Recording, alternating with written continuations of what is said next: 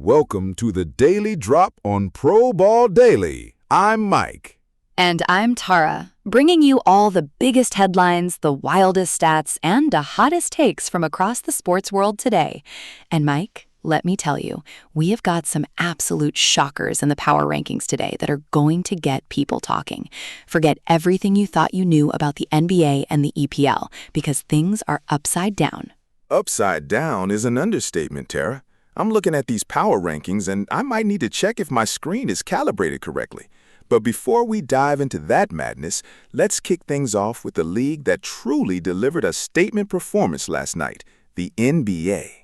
Oh, you mean the Knicks, right?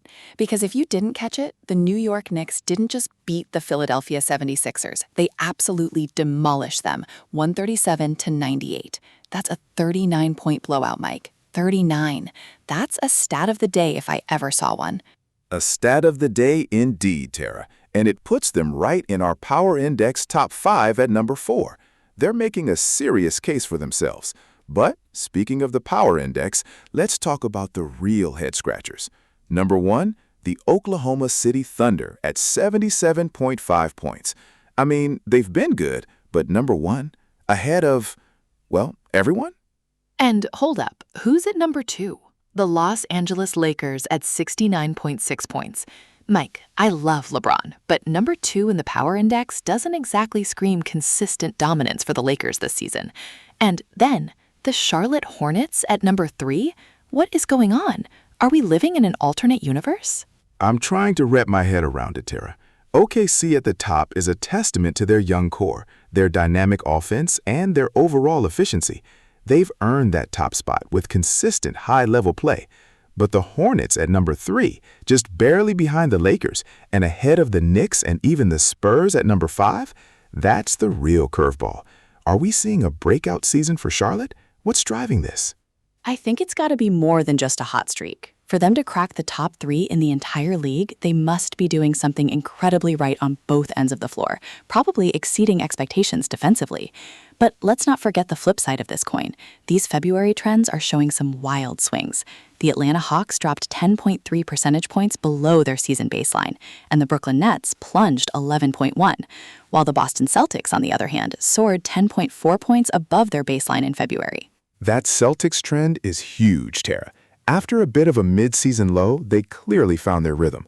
That 10.4% increase over baseline suggests they're hitting their stride at the perfect time, which is usually a sign of a team gearing up for a deep playoff run. For the Hawks and Nets, those are tough numbers. A double-digit drop-off suggests some serious issues, whether it's injuries, lack of chemistry, or maybe even an impact from the trade deadline. It's all about momentum, and the Celtics have it. Meanwhile, the Timberwolves had a tight one against the Spurs, winning 104-102.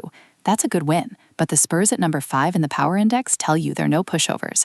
Any team in that top 5 is going to be a tough out, even if their traditional brand recognition isn't there right now. Absolutely. And that leads us perfectly into La Liga, where one team's momentum is simply overwhelming everyone else. You can say that again. Barcelona. They are absolutely running riot. Mike, a 9-game winning streak? That's not just dominant, that's historically dominant. They are number 1 in our Power Index at an incredible 81.4 points. And the gap, Tara. The gap to second place, Villarreal at 61.2 points, and third place, Real Madrid at 59.7 is immense. Barcelona isn't just winning, they're playing a different game right now. They look practically unbeatable. The question is, can anyone even challenge them this season, or are they just going to cruise to the title? I don't see anyone stopping them. When you're on a 9-game tear like that, it means your offense is clicking, your defense is stifling, and you're just outclassing every opponent. Meanwhile, a lot of the league is struggling hard. Atletico Madrid is on a 4-game losing streak, Real Betis a 6-game skid, and Sevilla, despite a 1-0 win over Real Sociedad, is still in the midst of a 5-game losing streak overall. It highlights just how incredible Barcelona's performance is.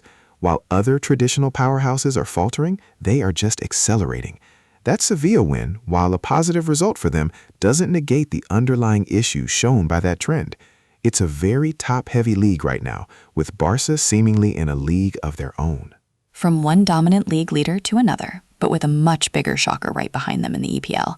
Arsenal, top of the Power Index at 82.1 points, looking absolutely formidable. Yeah, Arsenal are absolutely flying, showing serious title contender form. But my jaw dropped when I saw who's at number 2, Tara. The Nottingham Forest at 79.2 points, just 3 points behind Arsenal. Seriously, what in the world is happening in the Premier League? I know, right? Nottingham Forest, number 2 in the EPL Power Index. Mike, they've been known more for battling relegation in recent seasons than challenging for the top. And they backed it up on the field, beating Chelsea 3-1. That's not a fluke, that's a statement.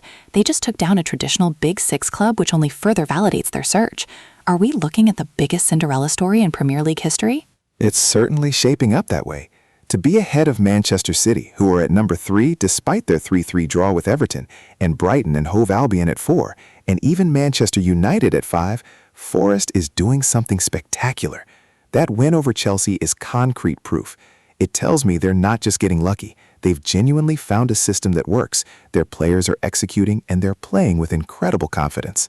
While Forest is flying high, it's rough down the table. Burnley is on an 8-game losing streak. That's brutal. And then you have Brentford and Tottenham Hotspur both on 6-game losing streaks, and Newcastle on a 4-game skid. What's going on with these teams, especially Spurs and Newcastle, who had much higher expectations coming into the season? Those are some serious red flags for those clubs.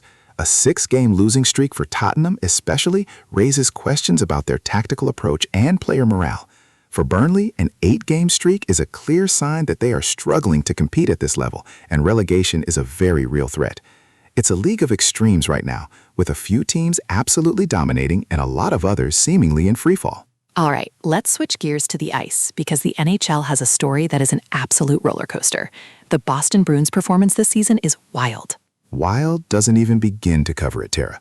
The Bruins started January 2026 with a staggering 91% performance, blowing their season baseline out of the water by over 34 points. They were unstoppable, looking like surefire cup contenders. And then, what happened? Because come March, they're down to 54%, a 10.4-point drop from their baseline. And then April, a dismal 33% performance, plummeting 23.5 points below baseline. Mike, that's not just a slump, that's a total collapse. What could possibly explain such a drastic decline? That's the million-dollar question. A drop-off of that magnitude from league best to barely winning a third of their games suggests something fundamentally broke. Was it injuries to key players? A brutal schedule? Maybe they overperformed significantly in January and regressed heavily to the mean. But even then, a near 60-point swing in performance across 3 months is unheard of. It could be coaching, it could be a lack of depth exposed by wear and tear, or even just some massive bad luck. But whatever it is, it's absolutely derailed their season. Meanwhile, our power index has the Vegas Golden Knights at number 1, Carolina Hurricanes at 2, and then a surprising Buffalo Sabres at 3, Nashville Predators at 4, and San Jose Sharks at 5. The Bruins aren't even in the top 5 anymore, which makes sense given their recent struggles. Absolutely. And let's move to the pitch for MLS, where we have some fascinating trends, especially around clutch performance. Enter Miami CF. They're winning just 38% of their clutch games, those decided by 1 goal or fewer. That's 12.5% below their baseline. Tara, that's a tough look for a team that often has high expectations, especially with the star power they possess. It really is, Mike. When it comes down to crunch time, they're just not getting it done. It's a mental hurdle, or perhaps a tactical one, but either way, it's costing them crucial points. Meanwhile, on the flip side, we have FC Cincinnati holding opponents below 2 points in 5 games, and Minnesota United FC holding opponents below 1 point in 7 games. That's defensive solidity right there. Those defensive numbers are fantastic, Tara. For Cincinnati and Minnesota, consistent low-scoring games means their defenses are locked in, and they're not giving opponents easy chances. That's the recipe for success in the playoffs. In our power index, the New England Revolution are at number 1, Real Salt Lake at 2, and LAFC at 3, so they're clearly the teams to beat. From one pitch to another, let's talk about the WNBA. New York Liberty leading the power index at 66.8 points, with the Atlanta Dream at 59.1 and Minnesota Lynx at 55. And it's great to see the Golden State Valkyries and Portland Fire, 2 relatively newer teams, breaking into the top 5. It is, Tara, showing the growth and competitiveness in the league. It's a testament to good front office decisions and strong coaching to get expansion teams performing at that level so quickly. Unfortunately, the data today shows no specific standout performances to analyze, but these power rankings certainly give us a good sense of the current hierarchy. All right, let's hit the diamond, Mike, because there was plenty of action in MLB yesterday. We had some great games, Tara. The Cubs edged out the Reds 5-4, the Red Sox also won a nail-biter against the Tigers 5-4, and the Dodgers put on a show with an 8-3 victory over the Astros in a classic rivalry game. The Mets topped the Rockies 4-2, and the Royals got a comfortable 6-2 win over Cleveland. A lot of close contests, which makes Peyton Tolle's performance even more impressive. A 78 MLB rating in that tight 5-4 win for Boston over Detroit, that's a significant contribution in a high-pressure situation. He clearly made a huge impact. He certainly did. And looking at the power index, the New York Yankees are at number 1, Chicago Cubs at 2, and Atlanta Braves at 3. Then we have the Chicago White Sox and Kansas City Royals tied at 5. It's an interesting mix, Tara, especially seeing the Royals up there. Yeah, the Royals getting into the top 5 is definitely a surprise, but they're clearly playing well. And it's not just them. The Oakland Athletics have been on a roll, going 63% in March and 62% in April, both well above their season baseline. What's clicking for the A's early in the season? That's a huge positive for the Athletics, Tara. Often we see them at the bottom.